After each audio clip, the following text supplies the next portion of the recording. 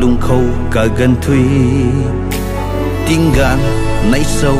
cùng tân tân dạo lâu tan bầm ni mơ ghê amun pu nang mu sát thuan câu lắng nghe rắm khăng đừng mang mây ai hay thua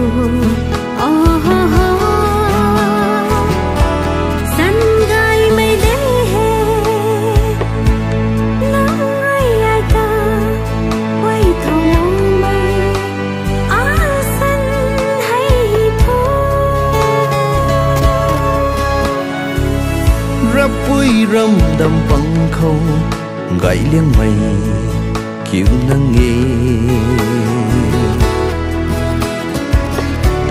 ta chiếc đâm khâu thâu mây thỉnh buồn akha na ta cùng mây quay đuôi na nâng ta giàu bầm bê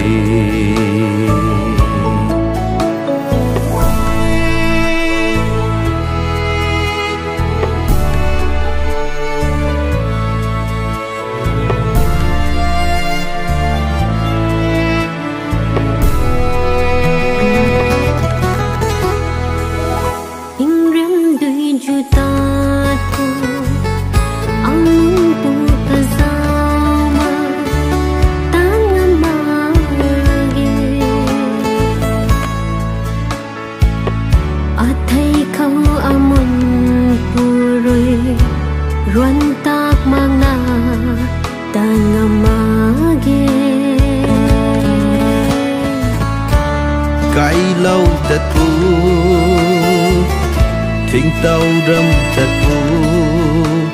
nàng ca giao phú khâu khăn riêng ra mơ ghê rầm ruan ta tu cùng khăn riêng ra mơ ghê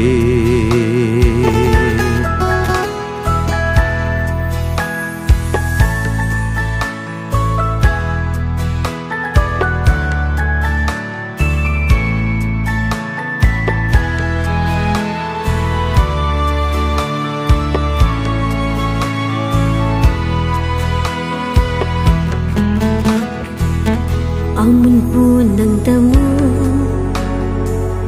alung khâu cả gần thủy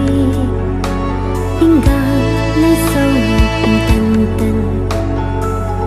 giang lâu tan bùn ni mơ ghê amun pui nang tamu mà cũng thác khăng ma quăng na bấm tân tân lung khâu bukan ku mai nang jauh kum tay rui